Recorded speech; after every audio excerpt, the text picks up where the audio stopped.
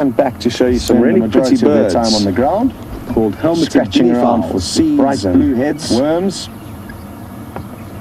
Very chicken-like in the way they look, spotted and feathers. spend the majority of their time on the ground. Also great indicators Scratching for around us. for seeds. If there's a and leopard or a lion in the worms. area, they tend to make a racket. Beautiful spotted feathers, and we have often Also been great indicators very for grateful us. for them. If there's a leopard or a lion in the area, they tend to make a racket. Oh, look at this. There's a And we red-billed have buffalo often weaver been taking some nesting very grateful material for off. Great work there, VM. And we've just got a question through from Heather asking about a nest that I built, look a at cavity this. nest There's a in a red-billed box buffalo weaver in taking a some tree. nesting Oh, material Cheryl, off. sorry, not Heather. Great work Sheza, there, VM. which is Nikki's And we've just nickname got a for my mother. question Here through goes from another Heather one asking about a nest that I built, a cavity Awesome. nest in Getting a in some box last-minute in a building tree. before the sun Oh, goes down. Cheryl, sorry, not Hello, Mom. Heather. Sheza, which the is Nikki's nest nickname box for is my not mother. here Doing goes too another well one. yet. We've got no tenants. I did check it today, and there's Awesome. been no Getting in evidence of a some bird even last-minute going building inside before the and sun looking goes around. So down. not too sure what Hello, the Mom. problem could be. The But I did nest build a box is not cavity doing nest too well for yet. a We've lot got of the no birds in tenants. this I area did are check it today. Nesters in and there's been cavities no in evidence trees, of the bird and I'm even going hoping inside that and one of looking them is around. going So to not too use sure this what the box, and problem we've got a could be. little lid on it that we can look But I down did build a into cavity the nest nest and for a lot of monitor the birds in this chicks' area growth. are I'm nest hoping a woodland nesters kingfisher in is going to be cavities the in inhabitants, trees, and and I'm I'm hoping hoping that one of them is going to use this box, and who we've knows got a at this little lid stage. on it that we can look down into the down and nest see and what these monitor the wildebeest chicks' do. growth. Beautiful I'm hoping a sunsets and woodland clouds out to kingfisher the is going west. to be the inhabitant, a beautiful, brightly coloured bird, but who knows at this stage. Let's go down and see what these wildebeest do.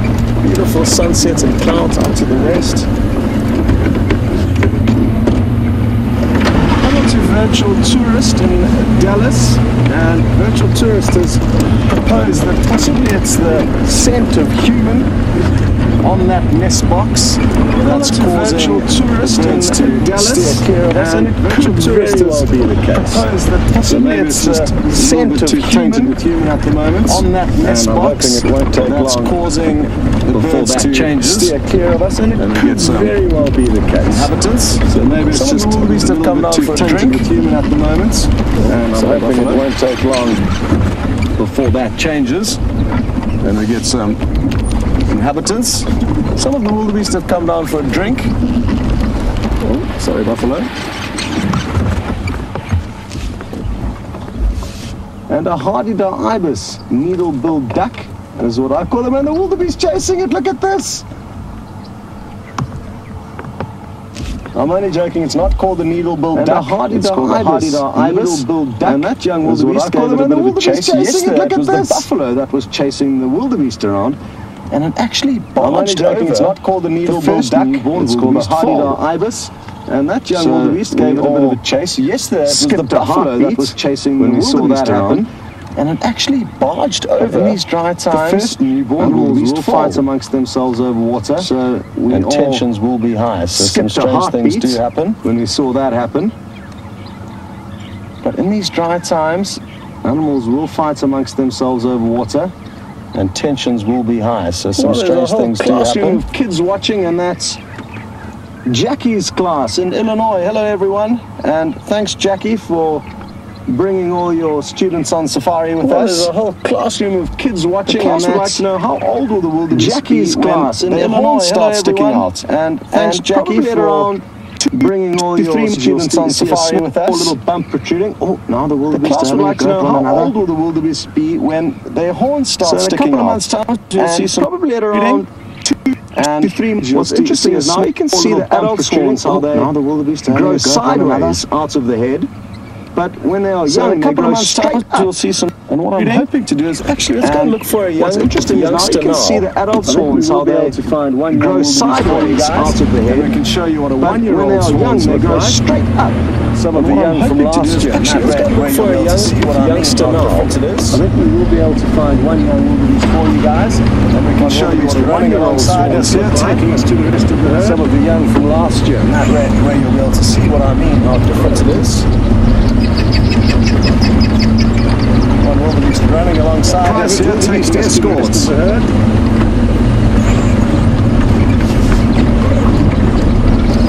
I'm hoping we are going to see some younger wildebeest here. There were some this morning. wildebeest escorts. So we're in luck, Jackie's class.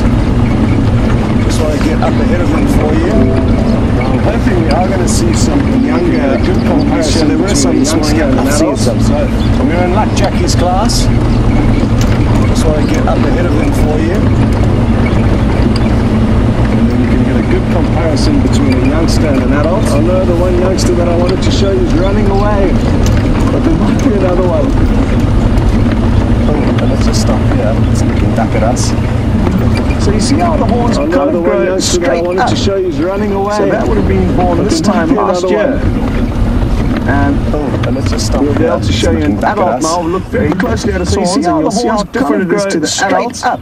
that VM's about So to that show you would have there. been Look born at this that. time last Awesome. year. So the adults horns And grow we'll more be able out to to show the you an side as adult they now. get We'll look older. very They start closely at going its horns, straight and up, you'll see and how how different different it it is is to to the the adults. adults that VM's they about to show become you there. older. Look But at in a that. few months' Awesome. time, these tiny little calves So the that adults are horns grow running around more out to will the side as they also get start older. They having start these tiny going little straight up calves and then push out sideways as they become older. But in a few months' time, these Very, tiny very little good. calves that are running around will also start having these tiny little horns protruding. Very, very good. Sean in Secunda has asked a very good question and is wondering whether a young wildebeest calf will be able to outrun lion and leopard, and yes, they will. Sean, If they've got in enough of a head Secunda start, asked a they very should good be able question to and is keep wondering whether further enough away for a lion to lose hope in the chase. But they are certainly easier to catch than their parents. They're not as strong and fit. So the risk is definitely higher for them, but if they were not capable of escaping them, none of them would survive. Lions would just go after them and just catch every baby wildebeest in sight. And the same goes for impala. Predators will kill in excess if the opportunity presents itself. They'll even kill more than they can eat, because it's a very abnormal scenario in nature to have, that predators have a bounty. So if there's any reason that they can, they certainly would do a lot of damage to the herbivore numbers.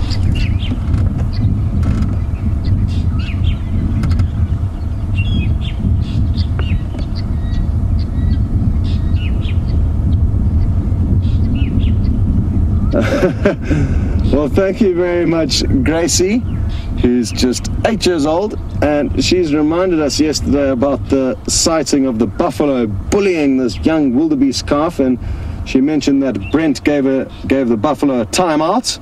Needed to go and cool off after its bad behavior. And Gracie, that was a very, very wise move on behalf of Brent, as I'm sure you agree.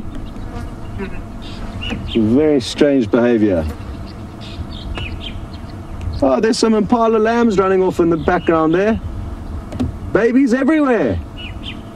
Cute. And aren't we so lucky to be witnessing all these new additions to the African wilderness together on a live safari?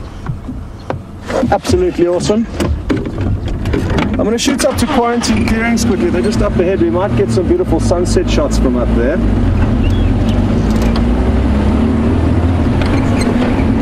And the wildebeest are moving into some thicker bush.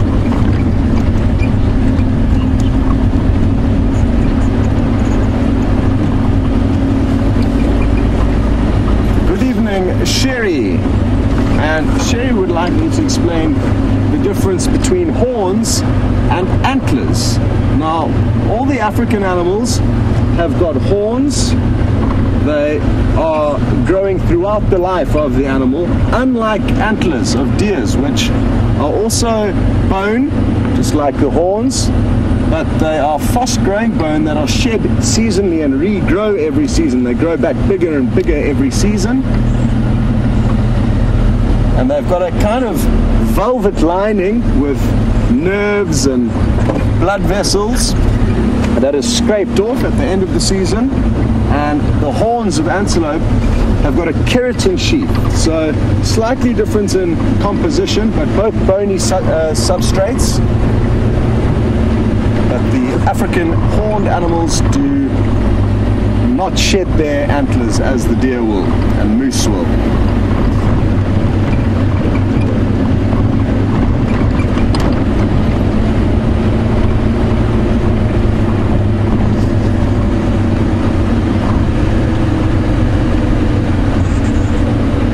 to hear that Lynn, along with I'm sure a lot of you, is crossing fingers hoping to capture an animal giving birth this season. And Lynn, we are certainly going to try our best to do so. VM first thing this morning said we are going straight to the wildebeest to check in on them and make sure we're not missing out on anything. So I know VM's also making sure to remind us where to be, which is wonderful.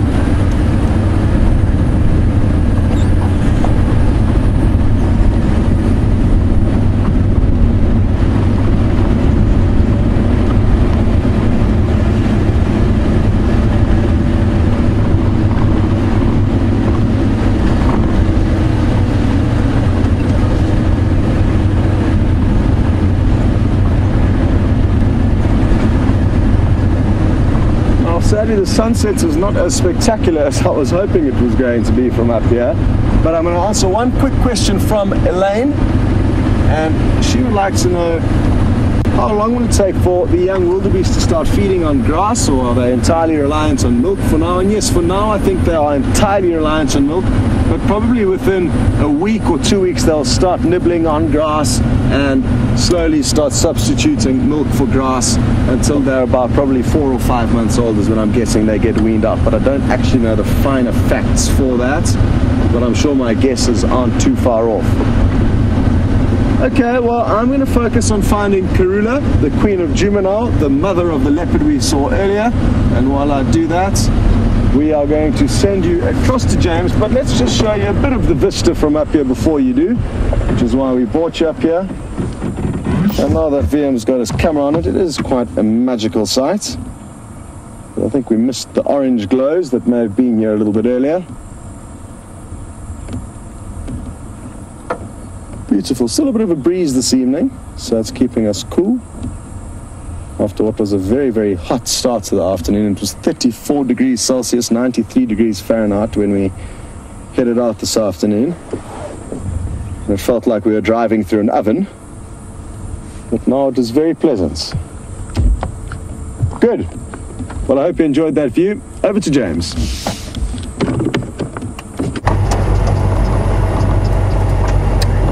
There's a wonderful word in South Africa, and I'm not sure if you use it anywhere else in the world, and that word is ach. And ach means, oh no, ach.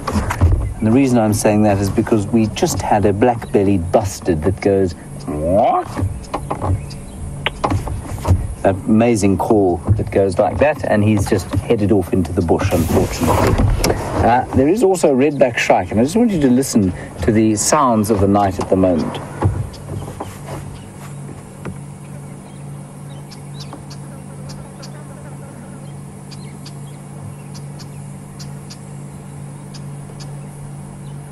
So it's got a very summery feel about it. The air is still thick, it's quite humid, it's hot. That's a redback shrike calling there. There's a francolin in the distance, the odd fork-tailed drongo, but really pretty quiet out here. Not the normal sort of noise you'd expect if there was a storm brewing or if it just rained. All pretty quiet. Anyway, let's carry on. We have some minutes left. While we have some minutes left, let us not dally.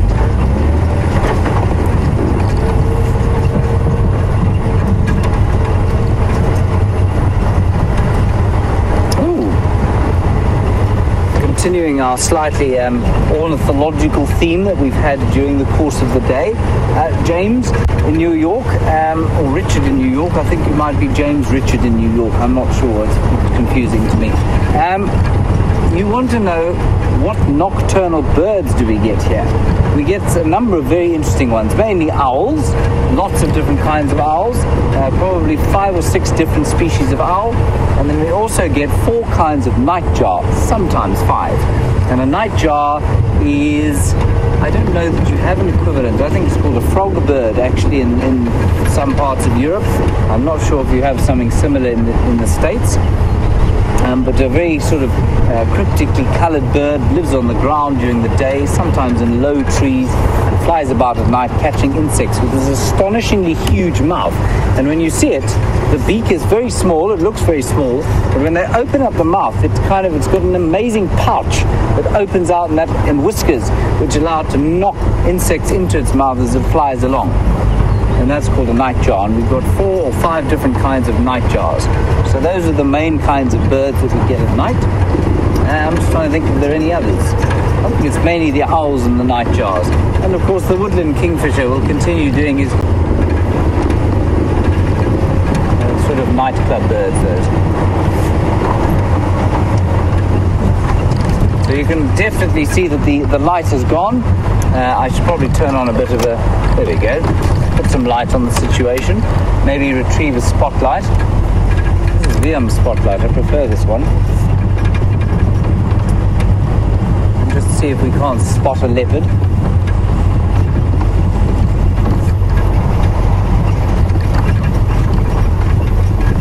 Oh, and a question from Laura about times of the day.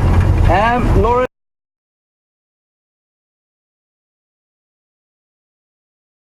you want to know what my favorite time of the day is, Laura? I think that my favorite time of the day, we're just going to get a silhouette of a raptor over there, sitting in a tree. The last embers of the day are heading for the western horizon.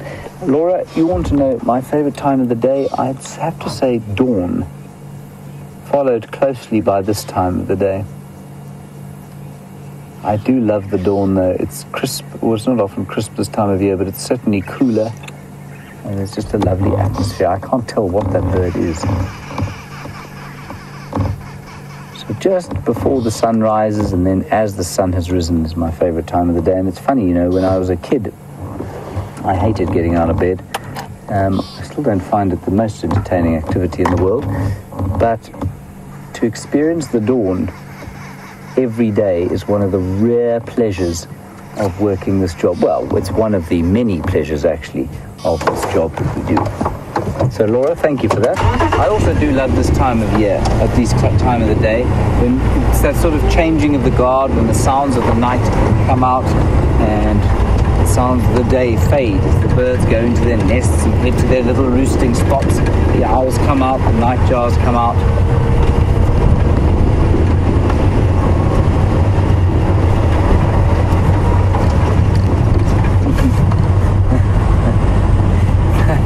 Thank you, Ruth in Geneva. You say in German, you do say ach quite a lot. I find it to be an extremely satisfying word. Yes, but you say A-C-H, we say A-G, ach. Not an attractive word, no. I think it probably comes from Dutch originally. Hot wood blowing up from the north.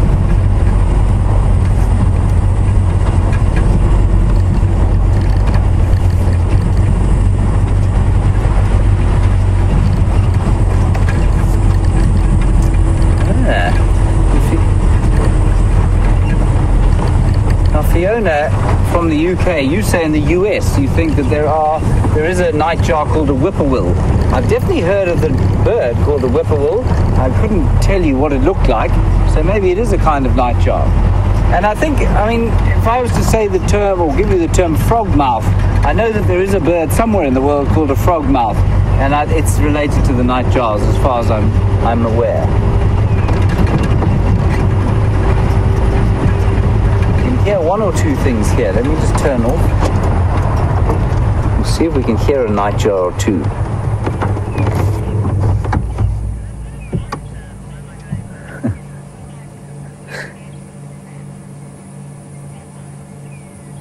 There's some francolins.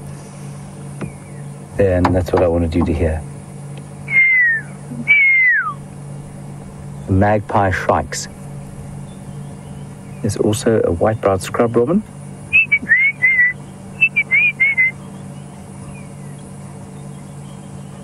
Beautiful.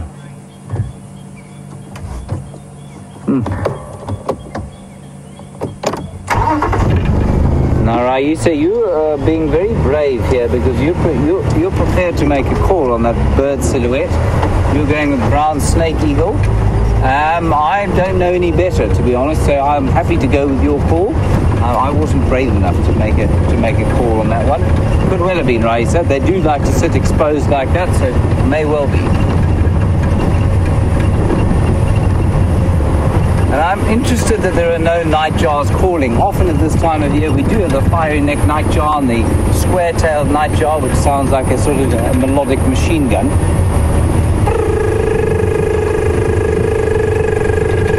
That's what it does. And the fiery neck goes, "Good Lord, deliver us! Good Lord, deliver us!" Hence its name, the litany bird.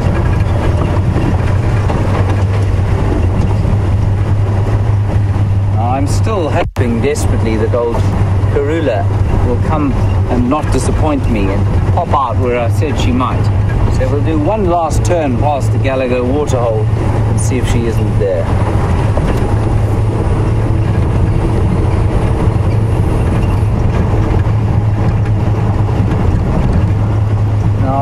While we aren't looking at leopards, there's no reason we shouldn't talk about them. And Wendy, you want to know how high into a tree a leopard will go? Wendy, a leopard can go as high as it needs to go, as long as the tree can support it. So there's no kind of height limit, and especially if they're being threatened by something like a lion, they'll go very high up. I've seen them perched on ridiculously small branches at the top of trees. So it really just does depend on the height of the tree, Wendy. Looking with our spotlight.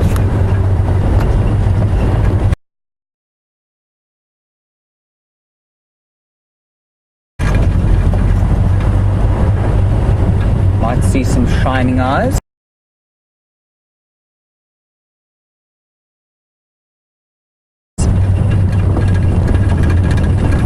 Again, we might not.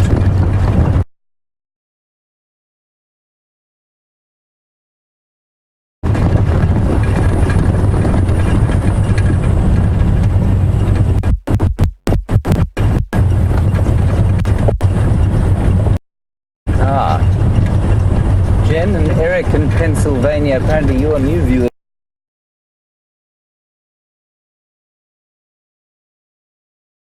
It's wonderful to have you with us. You want to know why the area, that clearing that Scott was on, is called Quarantine Clearings. I'm going to guess at that.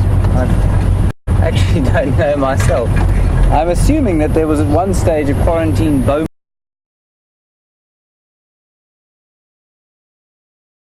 there. So when you introduce animals into an area, you have to have, I'm getting nods from Brian from behind, so that is what it was. So there was when you introduce animals into an area,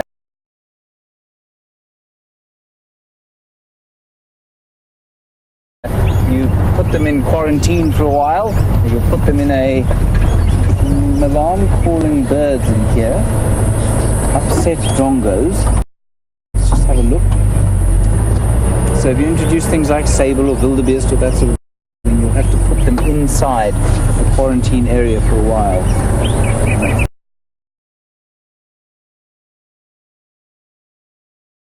What's called quarantine. It's a drongo calling. You saw the nest with Scott earlier. I don't see anything that they're shouting at there. Might be just a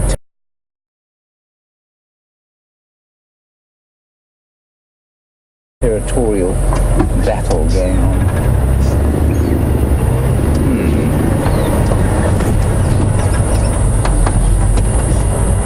Keep a lookout here.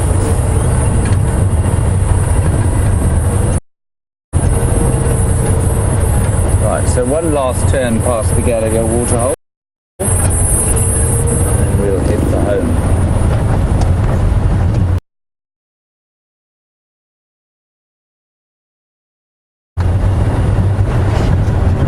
I must say it is wonderful to have our new viewers. It seems that we have picked up a few since the big cat week. So do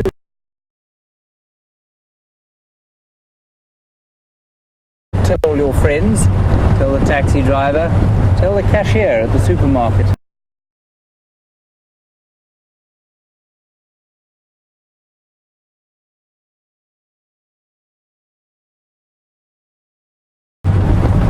bank teller, the doorman, the bellboy, anyone. Right, it's been hot enough certainly for Karula to need a drink. I think she's around here, so let's head down there and we'll head across to Scott for him to say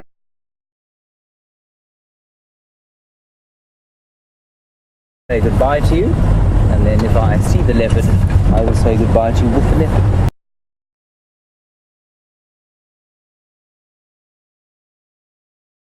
See you just now.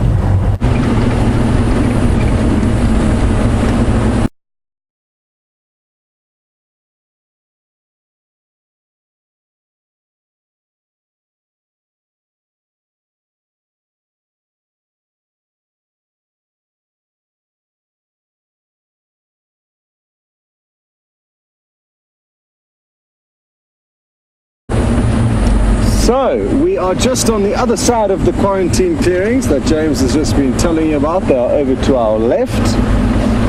And haven't come across too much since you've been gone. You'll be glad to know. And there's also something for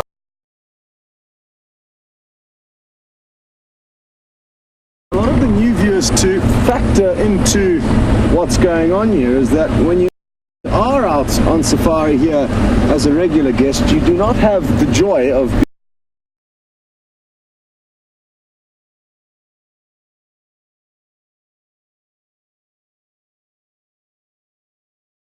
being able to teleport between two vehicles. So it is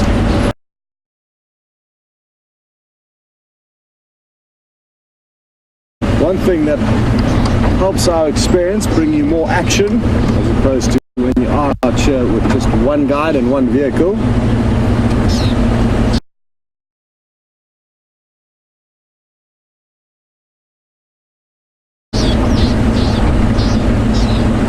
But I guess some of them have the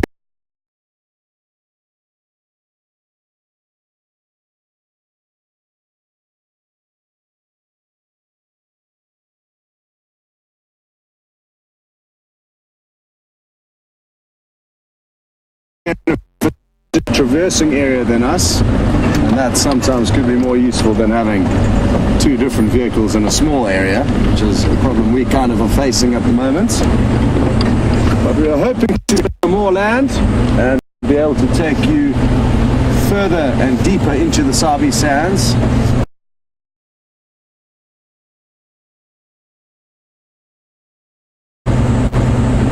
And that way follow more interesting animals' lives.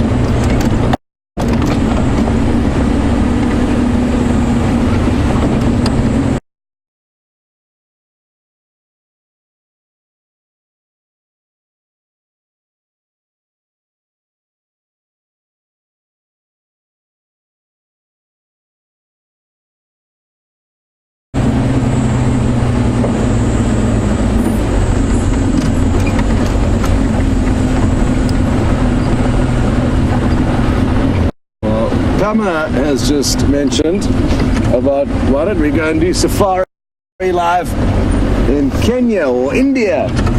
Very different remote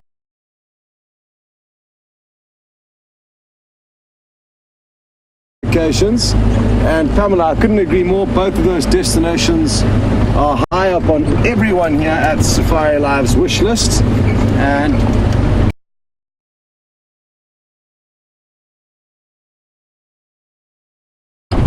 we're getting there, so hopefully it won't take too long before we are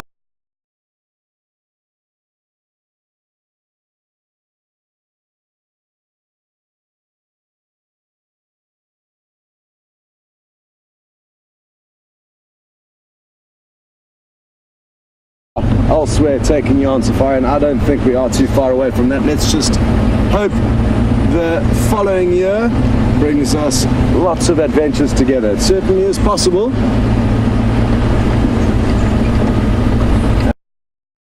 And if you guys want to help us, I've said it once and I'll say it again, you just need to keep telling more and more people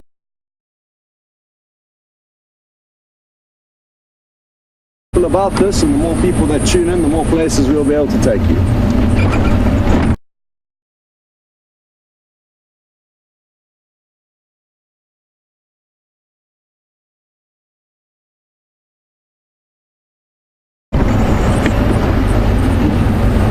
Karula, where are you? It was this stage of the evening yesterday when Brent was watching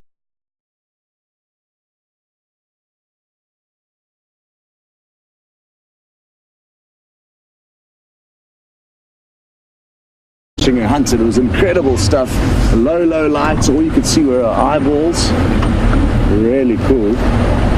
But as often is the case, the predator was unsuccessful and the prey escaped unscathed.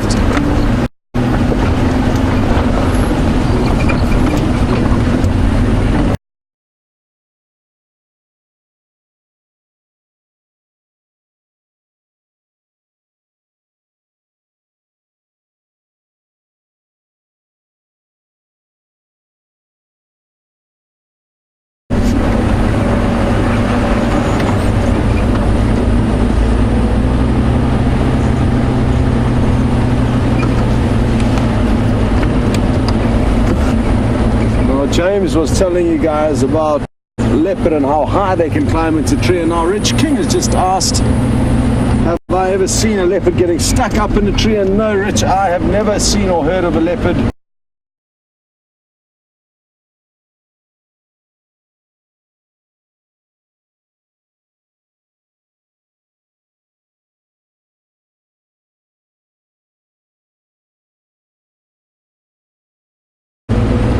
being stuck up a tree. It could well have happened. I guess young cubs maybe be a bit too bold and need their mother's assistance getting down, but never that I've ever seen.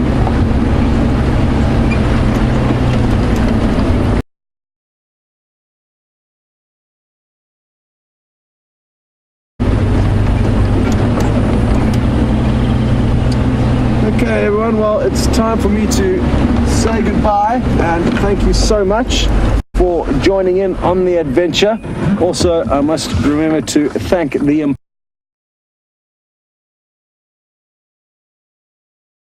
impala that helped us to find Shadow, the female leopard, a bit earlier. Without that impala's help, we certainly wouldn't have laid eyes on that leopard. So, well done impala. Also, well done to VM, aka the Wildebeest, who was on camera, and to Nikki and Kirsty in the final control room. We will see you on the sunrise safari. Well, at least James and Brent and Jamie will. James and I will be out tracking. See you next time. Well, we haven't managed to find her yet, but if I did hear Scott yelling across the hill.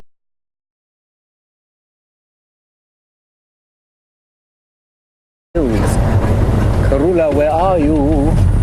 And my sentiments are the same. Maybe she's heard him and will pop out in the last few minutes of the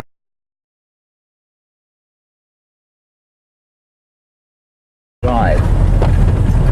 I'm suspicious that is not going to happen though.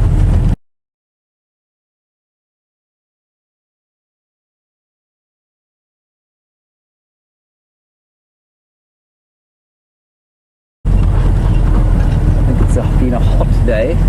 It's still very hot and muggy. I think she's probably still lying under a bush somewhere.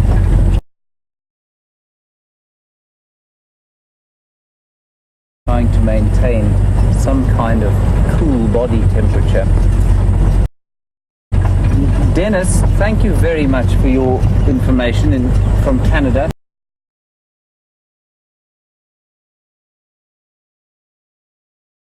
You say that the frogmouth is Australian. I now remember that, of course. And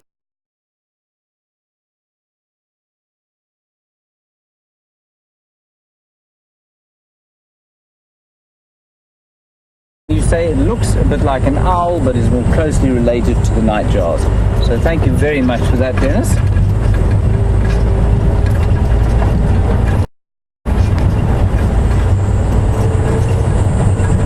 Around the corner here.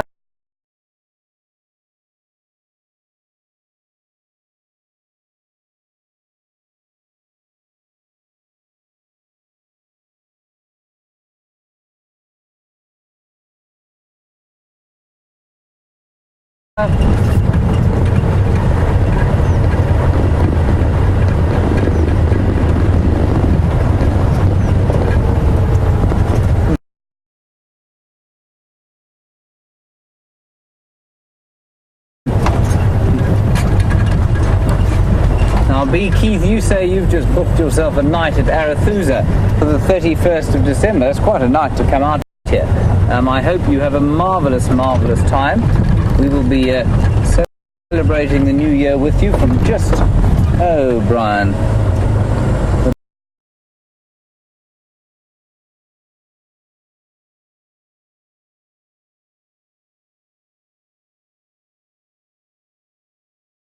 Now you're going to say what a genius you are, James. Aren't you, Brian? Maybe. You see what I'm looking at, Brian? It is a chameleon. Oh, there we go. There we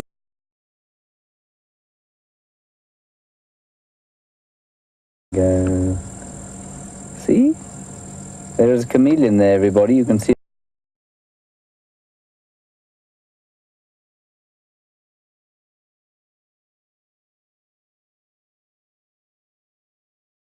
Its tail. It is hiding, but it was not clever enough to hide from me.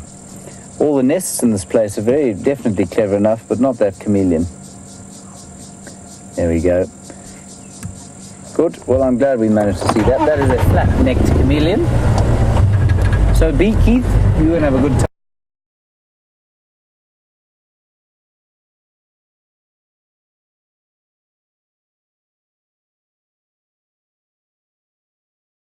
Time at Arethusa, I'm sure, just next door to us on the 31st.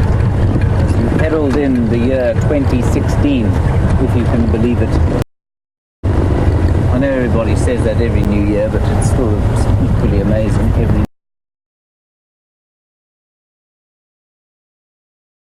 new year.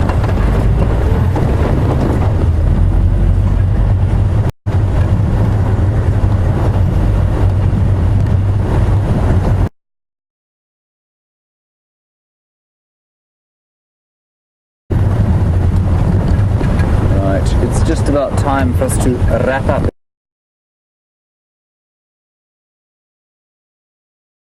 Everybody, as Scott said, Jamie and Brent will be on the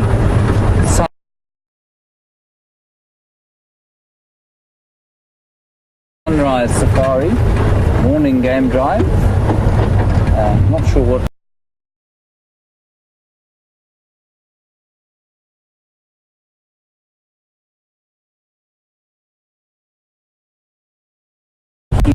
Doing. It will depend on his foot probably. He has a very sore foot after Thorn went into it the other day. In fact, I should have told you that story, but we've run out of time now. Brian, a big thank you to you. Thank you for your efforts today. Big thanks to Kirsty and Nikki in the final control. Of course, Scott and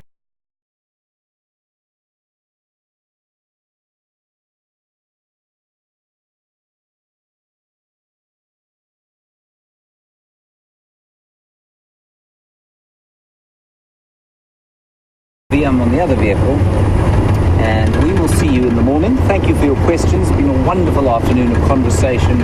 Stay safe and happy wherever you are in the world. We'll see you in the morning. Bye-bye.